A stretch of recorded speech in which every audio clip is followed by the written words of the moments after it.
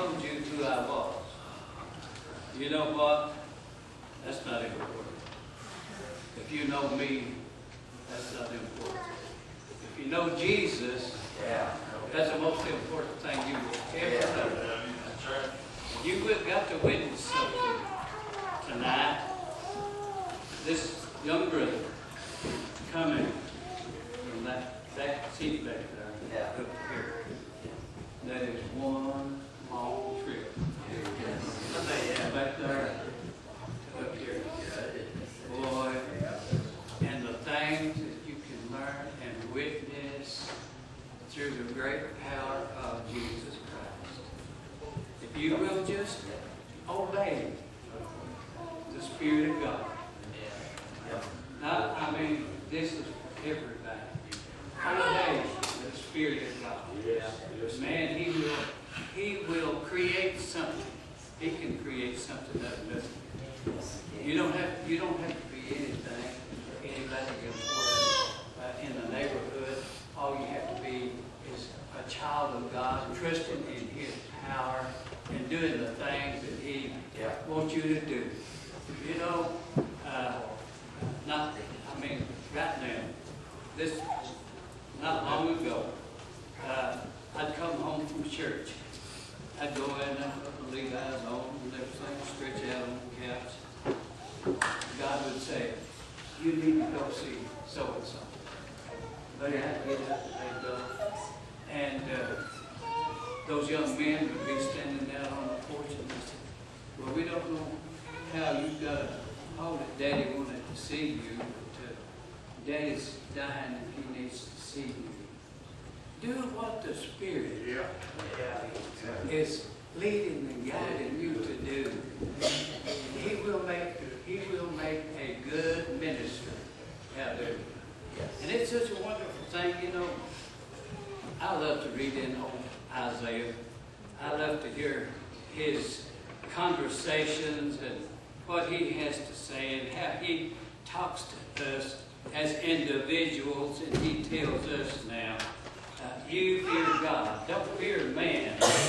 You fear God because He's the one that holds your life right in the palm of His hand.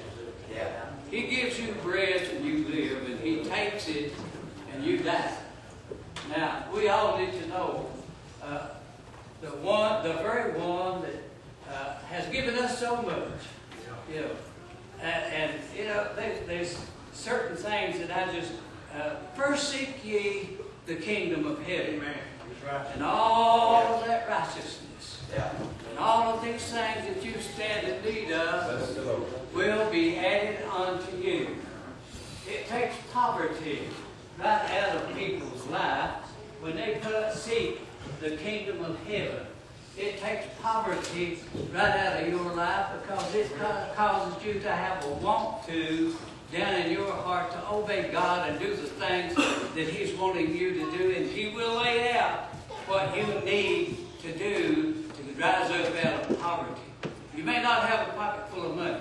You may not have a real fine home or a real fine car, but boy, when you've got that peace down in your heart and in your soul, when you can feel that Spirit down inside of you, you have got everything in this world that you could ever desire. You have that Spirit inside of you and all of the wonderful things that it can do for you. It'll cause peace between you and your family. And old Satan, he's doing his best to get in between you and your family and to find you. But listen, there's one thing you need to know. Every problem that you've ever had, somebody had it before. And Jesus knows exactly what to do. He can get in your life and He can take troubles and cause them to vanish away. He can cause you to be a good mother, a good father, and how this world needs today. Good mothers and good fathers. What a joy it is to see young people out trying to serve the Lord. And I said trying. crying. Boy, there's somebody trying hard, going up and down and seeking whom he may devour. But listen, oh friend, today I want you to know that there's one that's got more power, got more strength than he has, and his name is Jesus. And I'll tell you right now, when you get him in your life, he'll never leave you, he'll never forsake you, and he's with you always. You can't go nowhere because he's inside of you. He knows your all in all thoughts, everything that you're thinking about. Now, ain't that scary sometimes? You know what? Jesus is a lover of men. He loves their souls. I'm talking about the souls of mankind. He loves the women just as much as he does the man. But oh, listen, friends, this evening, there's something that we all need to do, and that's pray more every day. Yeah, that's right. We need to pray more every day. Yes. I was talking to a lady today, and she was so worried. She lives in Chicago, and she called me up and wanted me to come and visit with her down in Hazard.